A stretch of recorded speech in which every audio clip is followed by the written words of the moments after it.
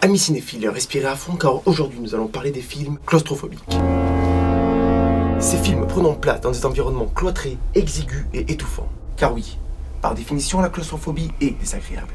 Lorsqu'elle évolue dans un film, elle procure la sensation inverse de ce pourquoi nous allons voir des films au cinéma, à savoir le plaisir. À mon avis, la triste vérité est que les films proposant ce genre de sensations violentes et désagréables ne le font pas toujours volontairement. Car ce n'est pas en filmant approximativement des gens enfermés dans une caverne sans moyen de communication avec l'extérieur que l'on fait un bon film claustrophobique. Comme par exemple Devil, sorti en 2010.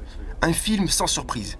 Et il était pourtant calibré pour entrer dans la catégorie. Il y avait moyen de faire un beau retournement de situation, mais hélas, l'idée de départ n'a pas été assez exploitée et le film se termine par un plat. Beaucoup de réalisateurs comme Danny Boyle ou James Cameron se sont amusés à distiller ce genre de sensations désagréables dans leur production. Dans l'espace avec Sunshine ou Gravity, sur Terre avec Rec et 127 heures, sous Terre avec Buried ou The Descent, et sous l'eau avec Le Grand Bleu ou encore Abyss. Les exemples sont légion. Un mot de la famille claustrophobie, la taphophobie.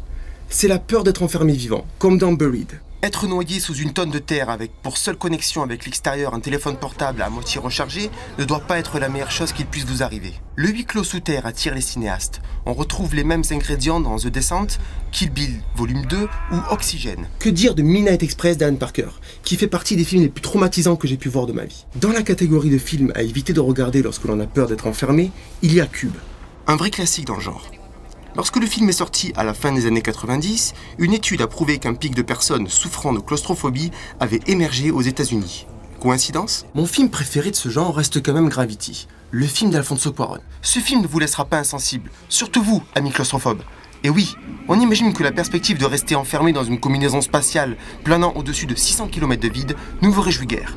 Tous ces films s'emploient à nous amener dans des endroits exigus et étouffants, où se distille la peur, la paranoïa. Et l'on en serait presque, nous aussi, à retenir notre respiration à cause de cette sensation bizarre dans notre estomac. Alors je ne sais pas pour vous, mais moi, j'ai qu'une envie, sortir d'ici au plus vite. Alors je vous dis à très bientôt pour de nouvelles aventures.